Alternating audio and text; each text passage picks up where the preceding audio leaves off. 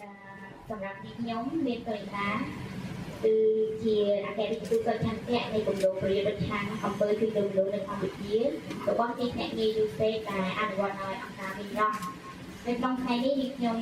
មានអារម្មណ៍ថាសប្បាយរីកមែនទែនដែលមហោស្រពចតុមុខ2016បានលើកក៏ដូចជាលើកប្រធានបទមួយជាគោលដែលប្រធានបទនោះគឺការធ្វើចំណាក់ស្រុកក៏ដូចជាការធ្វើចំណាក់ស្រុកដោយសុវត្ថិភាពយើងបានដឹងហើយថានៅក្នុងប្រទេសកម្ពុជាមានការធ្វើចំណាក់ស្រុកជាច្រើន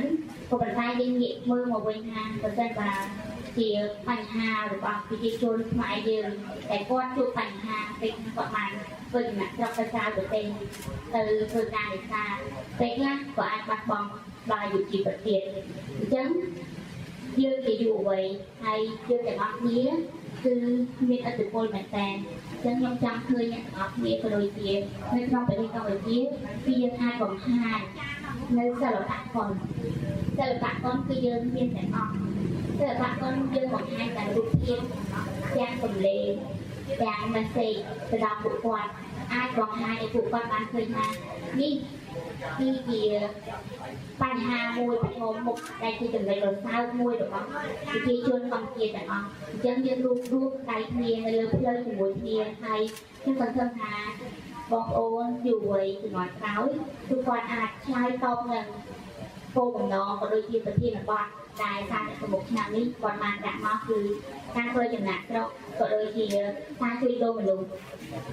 ហើយប្រធានបទទាំងអស់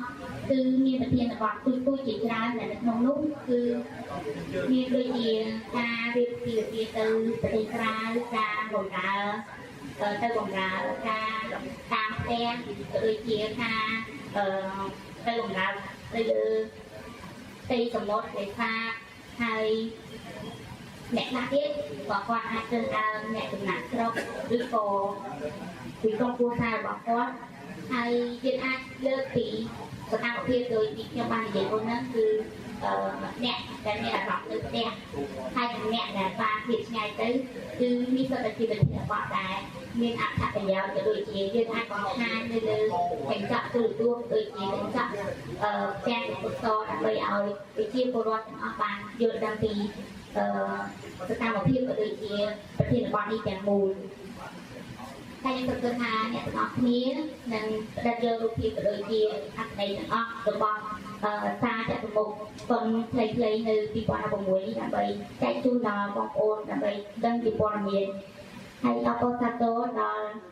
ពិធីបានកម្មវិធីមហោស្រពភាពយន្តភ្លេងចតុមុខ2016អរគុណ